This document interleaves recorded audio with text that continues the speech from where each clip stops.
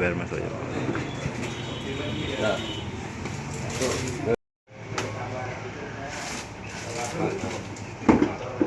mat.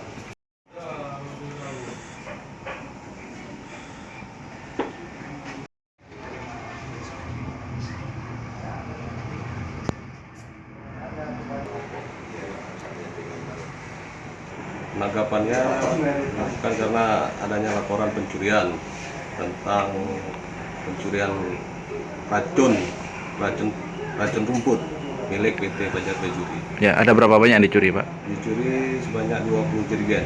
Jerigen. Ya, pelakunya dari mana saja, Pak? Pelakunya dari Desa Babarot, Kecamatan Tajuraya, Kabupaten Nagan Raya. Ya, mereka pekerja atau warga sekitar? Warga masyarakat Desa Babarot. Barat. Nah, Kecamatan Tajuraya.